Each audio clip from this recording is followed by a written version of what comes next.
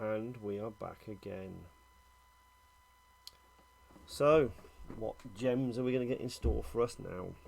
The other video is uploaded. I've got more alcohol. And the first link leads us to this earthly 3E or E3 thing. Combat World War II Field Battle US Army. I can't say the title inspires me with much hope. I mean, what the hell is a combat field battle as opposed to a non-combat field battle? I guess we'll see. And be deafened.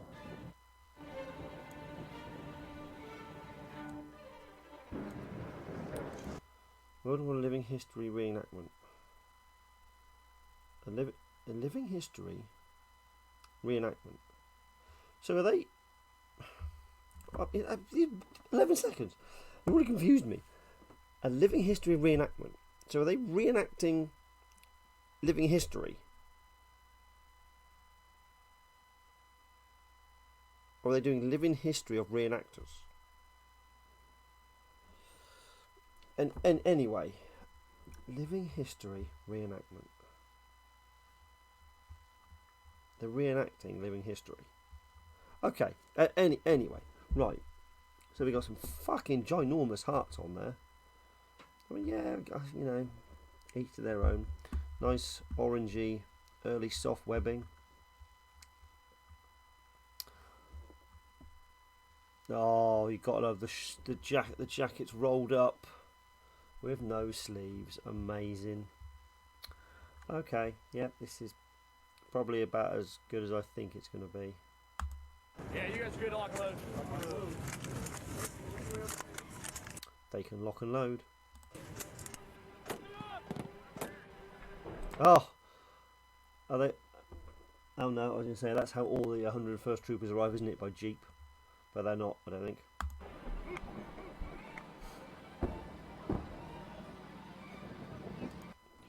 A remembrance of our greatest generation, World War II recreated, a living history presentation. Okay, so this is supposed to be 9th Infantry. Okay. Hey, watch your muzzles while you're mounting. That's all I gotta say.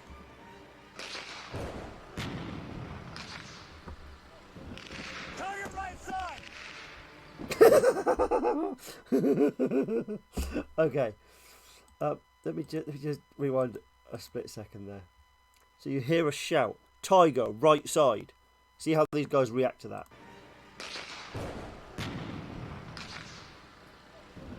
Target right side! Yep, yeah. That's how I would have reacted too. Just stand there and look around. You know, they're not going to shoot at you. It's okay. Dear God.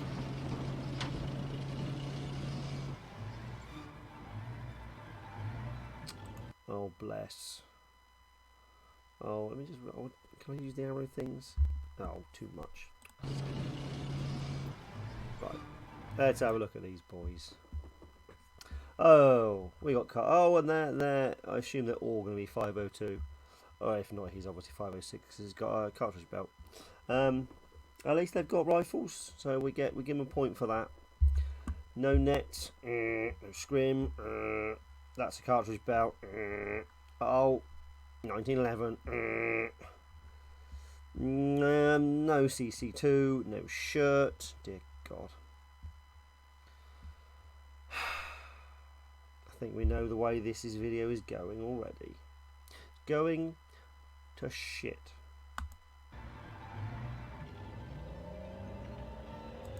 Have any of these helmets got A-frames? No. No A-frames, no chin cups. But he's got his strap done up for some reason. Oh, bless.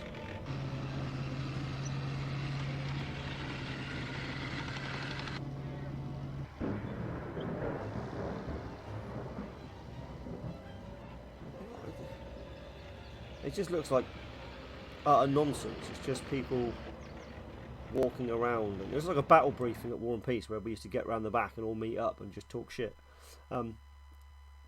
This isn't a recreation of anything. Unless that is what that's what they mean. It's a living history recreation of a battle briefing at War and Peace. Gotcha.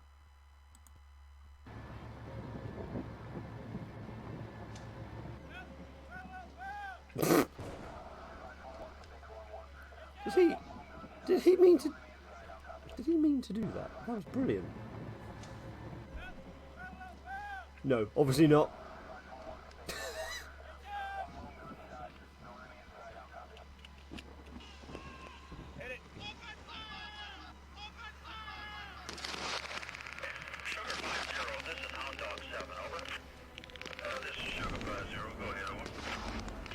Why would you jump out of the motorbike if it's going to drive off? Enemy troops estimate company size in 2 tanks moving west to the road 48. Coordinates 179er322. Interesting face paint too. Got the giant lines down there. There we go. The 4 million shots that are going to be fired, and nothing's going to hit anybody.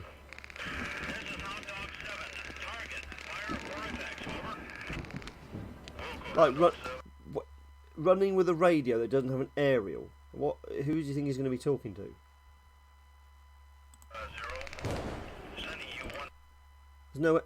There's no aerial on this guy's BC 1000.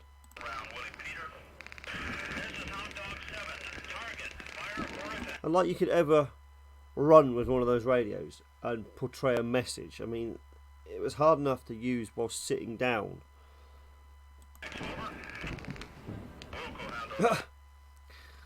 Anyway, spot his helmet shell fall out of his liner then.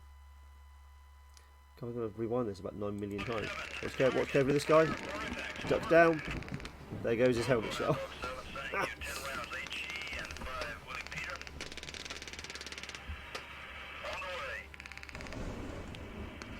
Oh, everybody takes their helmet off in combat.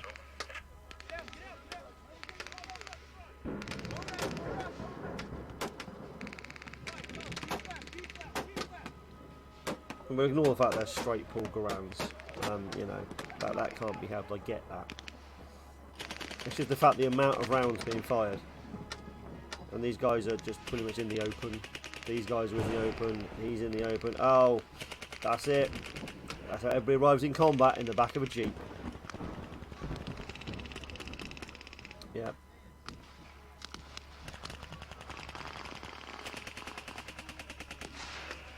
I mean, who is this, as I said before, who are these battles for? Because there's no way this is to educate the public. It's fucking nonsense. If these guys want to run around and shoot blanks at each other, crack on. Done that many years ago. Soon worked out it wasn't for me. It was dull as shit. It was utterly pointless. And shooting blank after blank at somebody who's never going to go, oh, I've been hit, because they don't know you're shooting at them. Pointless. It's not realistic.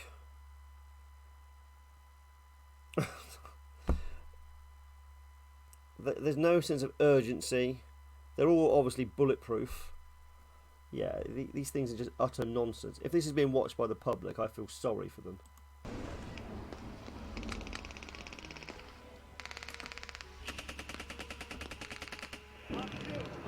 No way, did he fall over or did he get shot? Oh no, he's not there anymore. He obviously was a bulletproof soldier. Why can't half these guys stay on their feet? That's the third one we've seen fall over.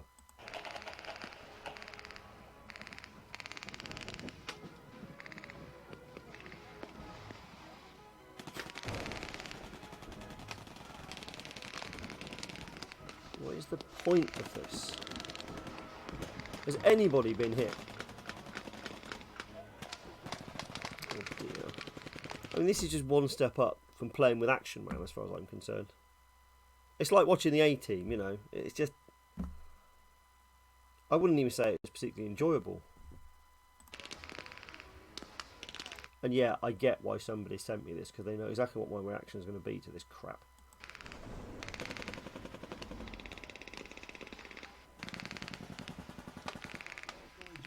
Stay low. Stay low. Why stay low? You can't be hit. The guys were standing on the back of the Jeep, couldn't be hit. I just, again, guys just standing there.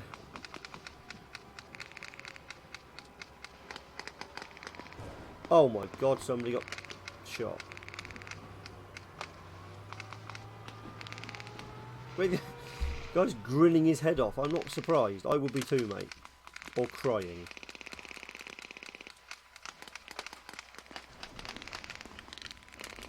Do you know what?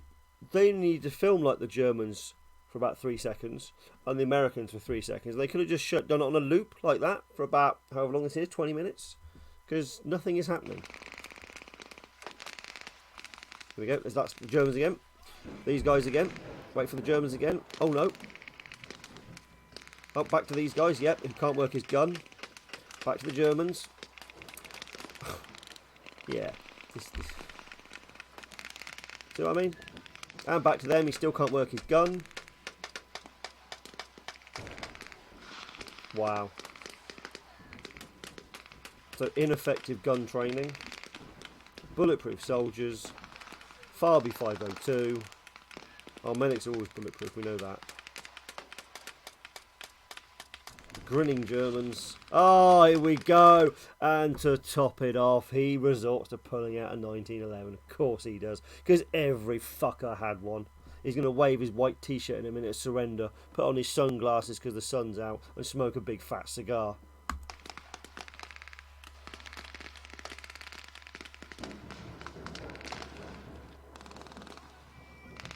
I mean, they just look bored. Guys are just doing nothing. Mate, you don't need reinforcements.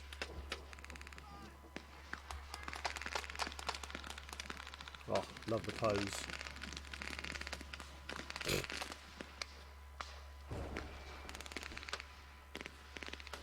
No sense of urgency.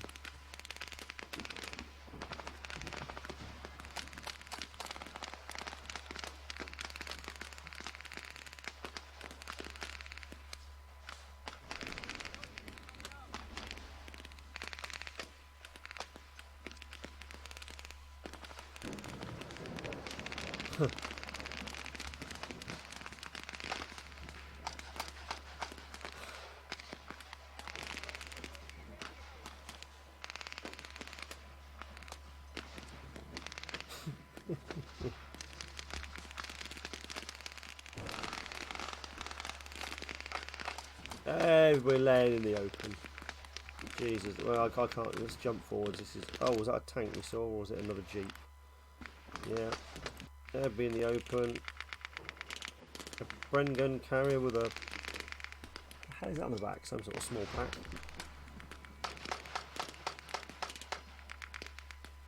Please buy a helmet net. Well, you probably can't afford a helmet net with all the blanks are shooting off. Like, you got armour. With a cannon. Guys are hiding behind a small truck. Hello? It's like car doors in films, isn't it? They're bulletproof too. That truck and that air all around it must be bulletproof. What the fuck? Like, this is just... Oh. I spy with my little eye.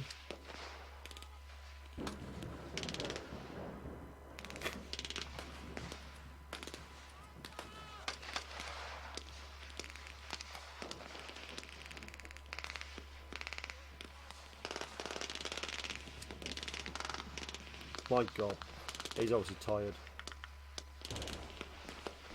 I'd be tired of living too. Gun jam.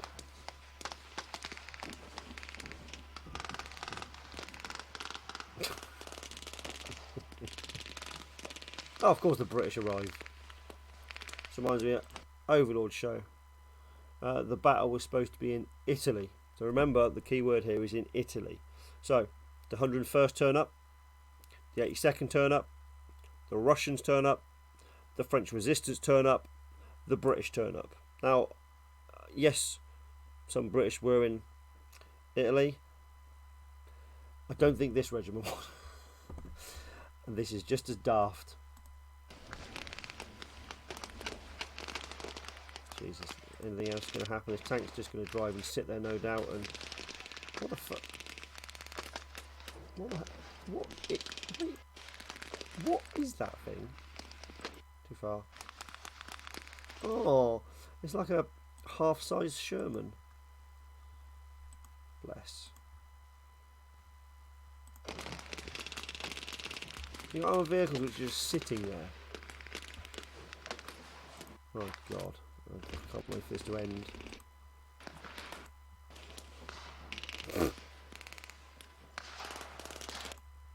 Trying to take cover between a armoured shoebox. Keep you on the Jeep, mate. They're bulletproof. We've got a commentator. Love commentators. Nope, no helmet, no jacket.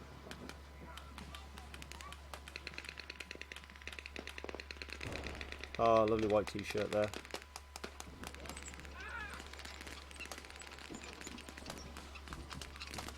Should get them at the aid station pretty quickly. There's an ambulance pulling up.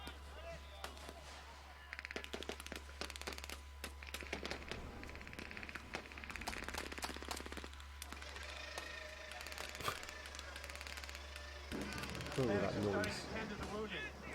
Great. Yeah, I'm sorry. This is unwatchable. Still all the shooting going on. Everybody's just walking around. There's a man here with an orange t-shirt with a weapon. Yeah, that's enough of that absolute tosh. Wow. Well, I would like to say fuck you very much to whoever sent me that link. I mean, thank you very much, because that really was a whole lot of shit. Do you know what? That was that link. Go away. Let's pick that one. I don't know what this is.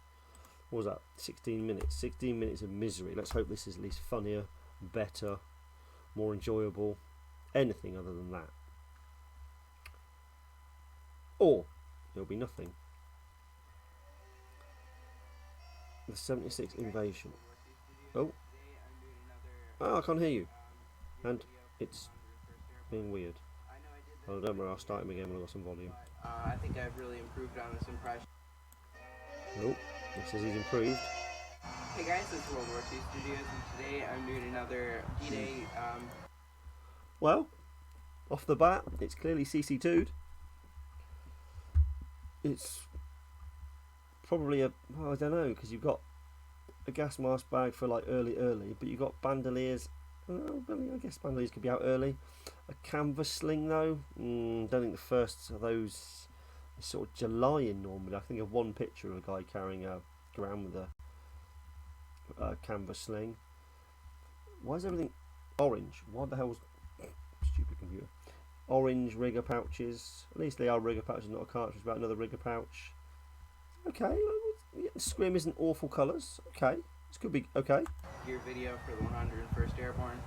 I know I did this like a year ago, but I think I've really improved on this impression. This is my 101st Airborne 506 gear. It's not for like any reenactment. Of course he's 506, because there were no other regiments in the whole of the US Army. Or anything that I have coming up, so it's just kind of all of my stuff. I mean, it's pretty accurate, but Oh, dangerous thing to say. This is pretty accurate, except the orange rigger pouches and the canvas sling. That's Harry on my phone, by the way. might not be perfect or like great for. Whoa. It's accurate, but it's not perfect. Okay. One event or anything, since most events are a bit later into the Normandy campaign, so you wouldn't have like a gas mask bag and stuff. I'll just do a quick spin around. Alright, he's got his bayonet, good. 43 shovel, good. It's dark green, so I hope it's a nice early date, but you know what, it doesn't really matter. I think mine's a 43 dated one and it's that green colour. And I wear it just to annoy the people that go, yeah, there was no green stuff until 1945. Yes, there was. Carlisle pouch, yes. No tie on first aid pouch above it, but we can forgive that.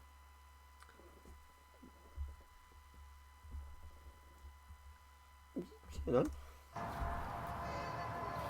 So there's kind of an overview of everything.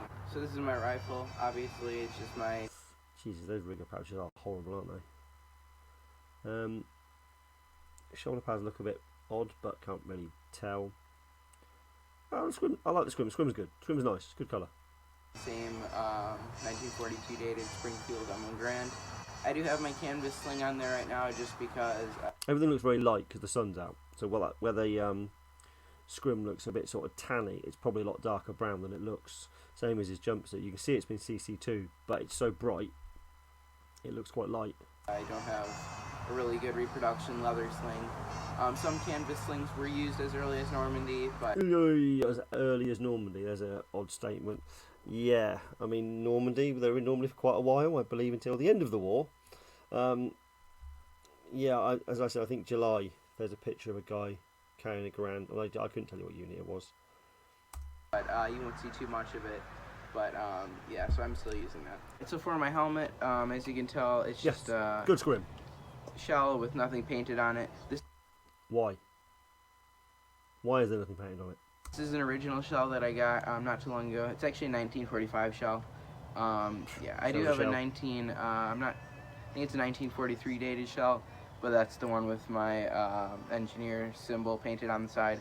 So I don't have a spade painted on the side, which some of my reenactor friends have told me that the 506 didn't actually always paint a spade on the side. Look at the pictures. I mean, every one I can think of, the 506 have a spade on the side. Yeah, I don't know who told you that, or maybe they can't be bothered to paint. There's usually a reason why people tell you things like that. I personally say paint one, but that's your call. So yeah, there's nothing there, and it's really just because I didn't want to paint a shell. There's the reason. Fair enough. I mean, you can't have it both ways. You're either authentic and you do things, or you're not and you don't. But up to you. At least you know. Especially one that's got original paint on it yet. Oh, people get really funny about, oh, I can't paint helmets that are original. I can't take off swivel bells and weld on fixed bells. Of course you can. It's just a lump of metal. Like, there's millions of them out there. Literally millions. Like, people buy an A-class, they want to wear it, but they go, oh, I feel really bad taking that patch off. Jesus, you're not setting fire to the damn thing. Just take the patch off.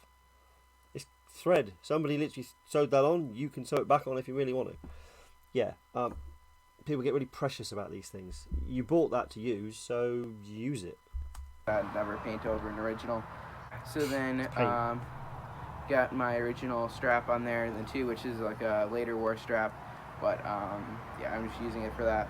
And then I do have a helmet net and then scrim on there. Good. Which you'll see quite a few 506 people wearing helmet nets and scrim. And yeah, almost all of them. Yeah, so the scrim and the helmet net, yeah, looks good. Leather trim stuff, yeah, couldn't care if you have one or not. Some guys did, some guys didn't. The damn things break anyway. Strap around the back, yeah, you could tuck it up under the helmet net, you could let it dangle, doesn't matter. And then my liner shin strap on there, which is an early war one with green buckle on it.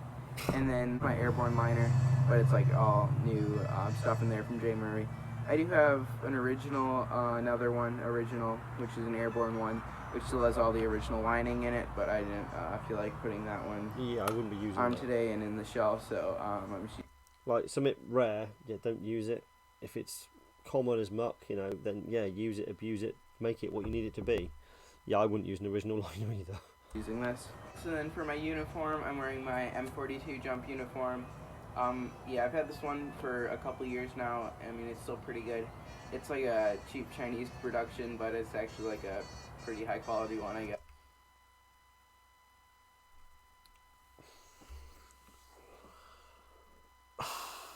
It's a cheap Chinese one, but it's a high quality one. Those two things do not go together. Cheap Chinese and high quality. No. I mean, you can't see much detail from here, so you know you can't tell, and also it's so bright. But if you've acknowledged it's a cheap Chinese one, it ain't going to be high quality, my little friend. Yes. But yeah, so I'm not sure if you can tell, but I did CC2 it. I can tell. Actually, do you know what? For a Chinese one, at least the buttons are correct. Yeah, because the buttons on here on some of the Chinese ones, actually you'll have one button here and one button there. So at least it's actually the right way around. I still wouldn't go as far as high quality, but it could be a lot worse. So, yeah, it's a bit darker, and then there's a bit of white and stuff building up. Not sure how well that shows up on camera, but No, but you can see it's been done. yeah. So that happened to every paratrooper uniform and like most uniforms that people used on D-Day. It was just to keep the gas out because they were really scared that the Good. So he does know. He's obviously taken something on board from CC2. The helmet thing was a bit weird with, the 506 didn't always wear spades. Now I'm sure there was the occasional guy that didn't, but 99% of them did. But yeah, he has some knowledge. Good. Germans were going to be using gas on the troops, but obviously they didn't. So most of them, like in the original photos, there's like photos of them boiling their uniforms. Hey, there we go. And I think it's not that. It's a picture from the same shot as that one. He's facing more towards the camera because he's got a set of metal jump wings on that shirt. I've put that picture in the book. Yeah, good. And that's to try to get the CC2 out because it's very thick and heavy, and it makes it a lot hotter. As you can tell here. Oh, there we go. It's much clearer to see now. He's obviously used some sort of Vaseline or snow seal that's been rubbed in. It's much easier just to dunk it, as we've said 101 times before. I'll go a bit more over here so you can sort of see what it looks like. In case the color isn't really showing up too well. So I'm not sure how well you can see that, but from this color to this color here, this is the color that the uniform used to be because it's just under the pockets. And then this is like the color that it is now. So it's just a bit darker all over. Come on, what did you use? I want to know what you used. And then there's quite a bit like white spots and stuff like that. Yeah, so you can see how it looks on the trousers. So yeah, what I did, I just took Vaseline. There we go, Vaseline. Yeah, called it. And then you just wipe at it. You just wipe it in till it's kind of like gone, sort of. And It's far too much work. I mean, it's easy if you warm it up first, but all that rubbing in with, you don't just dunk it in decking oil. Ta-da, done.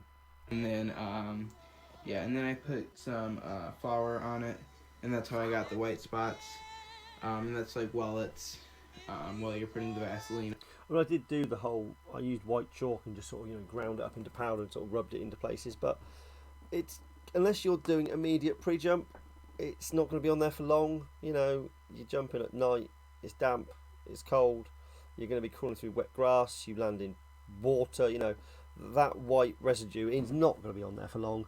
So unless you're doing immediate hitting the deck or immediate pre-jump, or pre-jump, you don't need to bother about the white stuff. That way it all dry in there at once. So then you're going to want to wait like a couple hours and make sure it's fully dry. And then after that, then you're going to want to iron the uniform.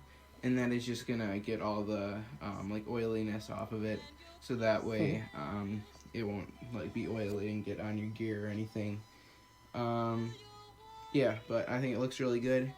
And okay. Yeah, so I mean it's pretty cheap and it'll make your impression a lot better. Absolutely. The CC2 makes you stand out a million miles compared to somebody who hasn't. We got asked quite a few times at the last show, why are your uniforms so dark? And you explain, they're like, oh, okay, maybe we should do that. Yes, you should. Whoa, dude. Loud. There's a few ways you can do it. If you just look it up, there's some other good ways. But yeah, so this is what I did. Dubbing also works well. I just don't have too much of it, so I didn't want to waste it all. So yeah, and then got my jump boots on, and then underneath this I'm wearing my original wool shirt, Good which lad. I got.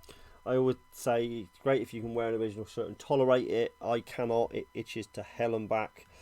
There are lots. Well, there were enough good reproduction shirts that you do not need to wear an original one because they are not comfortable. I don't know, a bit ago, but that's like an enlisted one, so it's accurate and stuff.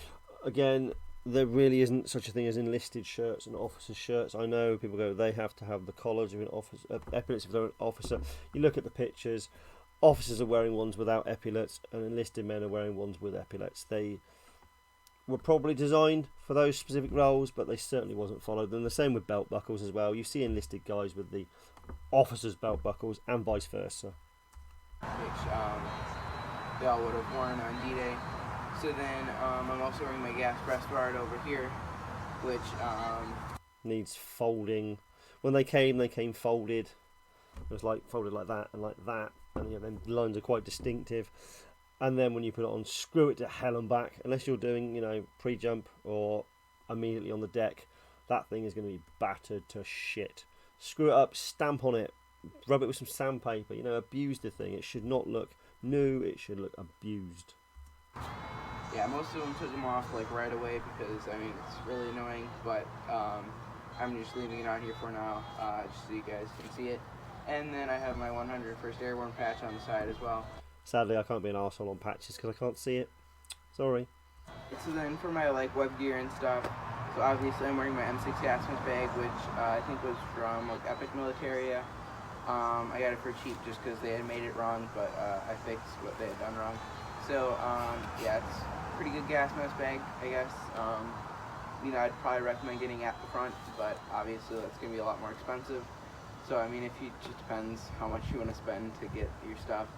See, with things like that, I get that he's on a budget. He went for the cheap version, but at the same time, you don't need one. You could have saved that money and bought some good rigger pouches. In fact, rigger pouches are dirt cheap anyway. Even the cheap ones are the same price as the decent ones, like from HTC. It's better to have the right item, as somebody once told us. Buy once, buy right. Or buy right, buy once, which they both work. So yeah, and there's no point buying something that's slightly wrong when you can do without it. Obviously, the more expensive, usually it's going to be a lot better quality. But Not always. This takes us down to the World War II impression side. Shitload of money. Pockets hanging off. Seen them. One of the guys in the group bought one. Couldn't wait to get rid of it. So you can spend a shitload of money on something and be very disappointed. that's not always true. Hey, But, there we go. yeah, so at the front makes good stuff for most things. And then, yeah, so for my web gear, as you can tell, also my pockets are very full, which is very accurate because most paratroopers were planning to stay there. No, yeah, they are, but your top two pockets look like they're either full of socks or pants. It's obviously something material that's just been screwed up because they almost look like small rugby balls or breasts. There's no shape to them. If you put a pack of fags in there or a matches packet, you can see the shape of something, but that's just filled out with, well, packing, I guess, or socks, But yeah, he's right though. It needs to be filled with something, but you just need something with a bit more shape to it. Would make a big difference. At least like 3 days without being resupplied. So they were full of everything.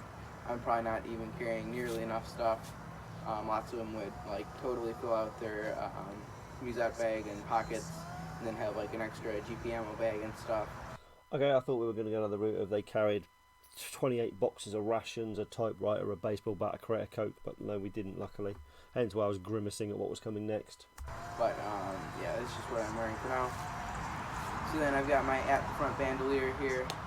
I did make it Which hangs nicely. It's not round his arsehole. Yeah, it hangs in the right place because so many guys seem to have these in strange places. a bit looser just because you'll see lots of photos of the 506 in Normandy where they'll just be wearing their gear kind of not really too tight or anything.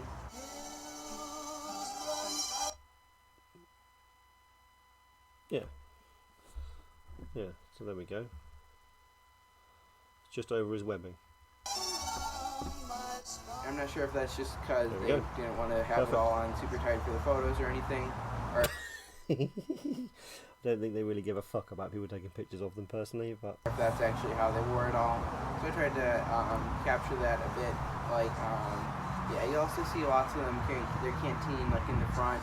I've even seen some of them carrying their shovel in the front, which I would think would be very uncomfortable. yeah. But yeah, so I didn't do that. But yeah, so I'm wearing a pistol belt instead of my regular cartridge belt. Good. And that's just because you'll see most of them using rigger pouches and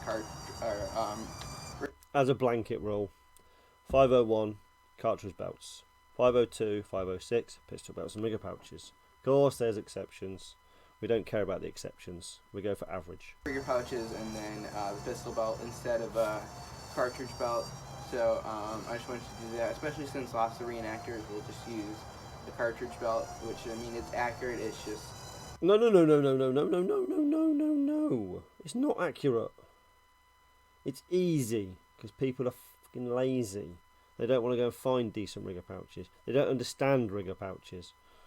Can you believe that shit? We had a guy in the group who asked us if he puts rigger pouches over a cartridge belt because he just didn't understand them. Luckily, he's no longer with us, thank God. No, that's not accurate. Pistol belt, riggers. Done. Easy, simple. kind of overdone. So yeah. So I've got my 2 rigger pouches here, which are both reproductions. Yeah, they look pretty good. And then I just have them full with end blocks. Again, the colour is very odd, but you've got the right stuff. And then right here I've got a bayonet. Good. Which you don't really see too many paratrooper reenactors carrying bayonets. You don't, but they all should have them. If you've got a Garand, which pretty much 99% of the guys should have a Garand, you should have a bayonet. But if you look at the original photos, you don't always see them carrying them. We will see them using them. Absolutely. Oh, I'd put that picture in the book as a don't do sort of thing. You've got tropical canteen, you've got German bayonet, you've got stick grenade. I'm sure he has a bread bag as well in one picture. Or that is that the, he just does have a whole load of German items on him. And then I've seen a couple other photos of them going into Normandy with their bayonet, like right here, right behind their gas mask bag. So I decided to put mine there. So for the shovel, it's a all original shovel, and then an original carrier as well, which is transitional shovel carrier. Yeah, you will see some transitional stuff in Normandy, especially shovel covers. Most of these folding shovel covers were made in the transitional or just fully OD7. But yeah, you'll see quite a few of those. But yeah, other stuff you won't see as much. But you do see some other transitional items being used as early as Normandy. And then I've got my canteen right here on my side, which I don't really like carrying it there too much, just because that's where my rifle will get in the way and drive you should mad. carry it a bit back further. Good. But yeah, I just wanted to get a bit more of that, how they looked in actually Normandy. But yeah, so then I've got my original Carlisle pouch right here. And then, yeah, so I'm just wearing that in the back, just kind of keep it out of the way. Yep, you good. don't really see any paratroopers wearing it in the front. No, ever, you don't need to. just because it takes up space. If you need to access it, it goes at the front. Ammunition, that is your priority. Everything else, you can go around the back out the way where it's comfortable. A lot of the 502 seem to have the canteen and the Carlisle pouch the same way around, right in the very centre of the back. You know, if you've got time to sit down and drink, you can take your weapon off, or you can ask somebody to get it out for you. On the side there, it's just that's going to get in the way and drive you loopy. Space on your belt, and then you don't have room for your ammo, which is really what you're going to need. So it's an original Muzat bag, which I got like a year ago. So this is kind of just like an over. Oh, the shoulder pads look a bit grey. Actually, those riggers don't look. They're still quite light, but they don't look as bad as they did. They almost look orange in the sunlight. View of all my web gear, so you can see how it all looks laying out. I didn't really mention the suspenders at all, but they're a reproduction. What's with the shiny tape? Yeah, he's gone with electrical tape. Oh, what a shame. It's always better and much more accurate to have the sort of fabric tape, like hockey tape, in black or white. You can go white if you really want to. They used white. It shows up in quite a few pictures. In fact, it stands out a mile when they do use it in pictures. And then I've got felt pads on there as well, which most paratroopers used during Normandy. Yeah, almost but all. They took them off pretty soon after they landed. What? Did they? It's really just kind of to help make sure that they don't like dig into your shoulders while you're jumping or anything. Well, imagine they didn't take them off. Imagine they fell to pieces. Alright guys, so that's pretty much it for this video. I kind of went over everything. But I mean, if you really want to do like an airborne impression, I definitely recommend do your research. Yes. You'll see lots of reenactors that just like apparently just look at other reenactors or something. God. Do you know, I was wondering, okay, he's fairly, he's got most of the stuff right. I'm thinking, well, why somebody sent me this? I think it's that line there that other reenactors just copy other reenactors. And the first one watched Band of Brothers. If he mentions Band of Brothers now, expect me to start giggling like a fucking lunatic. Yeah, it is exactly that. Do some research. Buy some books. Said it before, I said it 100 times. The 2 Carentan books by Michel Detrez. Fantastic. That is the only 2 books you will need to buy to do a 101st impression accurately. I mean, or you could just buy my book and it'll work out a hell of a lot cheaper. But the pitch for pictures, original pictures, those books are absolutely incredible. I don't know because it's just not accurate. But I'm not saying that mine's perfect either. I'm always trying to make my impressions better. I mean, good. Yeah, that is the attitude. I love that attitude. It's not perfect. I always look to improve it. And it's exactly the same thing. None of us are going to go, oh yeah, this is perfect. Because it's ridiculous. We learn all the time. As soon as you pick up a new book, you're like, hold on a minute. This now seems to be the average, so we need to change whatever it is we were doing. And that happens all the time. And obviously, if you see something that's wrong on my impression, let me know in the comments and I'll try to fix it. But, yeah. There's nothing drastic. Nothing drastic at all. I would say put a spade on your helmet, because I'm not sure who said, that lots of guys didn't, or however he worded it. As far as I know, pretty much all of them did. Of course, there's going to be the odd couple of nut jobs who decided they didn't want to paint one, or had a spare helmet, or whatever they did, they just didn't have the markings on it. But that would have been so few and far between. The biggest thing that stands out of the rigger pouches, they are far too tan. But even the high quality cheap Chinese jumpsuit, from looking there, it doesn't look too bad. The CC2 will cover a lot of its errors, foibles, whatever you want to call them. Screw your brassard up a bit, change the sling. It's not bad. It's not bad at all. Yeah, so there's lots of little things you can do just to make it better. Obviously, like filling up your pockets at least a bit. It depends what time you're trying to go for. If it's like already a couple days into the Normandy invasion, obviously the gear was very different by then. But yeah, so just do lots of research, especially like the specific unit you're portraying. Yeah. So that's pretty much it for this video. I hope you guys enjoyed, and I'll see you guys next time. Yeah, he touched on the specific units, but he hasn't told us what he was, only that he's 506, because even the 3 different, what am I trying to say? Battalions, that's the one. No, company. No, but oh my god, my brain's just gone to mush. Yeah. Yeah, battalions. Oh my god, yeah. Even the different battalions have different quirks to them and isms, let alone the individual companies. But again, getting those company details is quite difficult because you have to see a lot of pictures of the companies to gather the information, and telling which company is which can be very difficult, so you don't really get an average of those. But when it comes to battalions, you can. No, there we go. Thanks for watching. Yeah, probably wasn't as entertaining when I get to see something normal as opposed to slating somebody for being useless. Yeah, his impression's alright. Just needs little tweaks here and there, but yeah, fine. What are we on? 44 minutes. Alright, let's cut it short there. And I might do some more later on if you're unlucky. Lucky, that's the one. Right. Catch you later.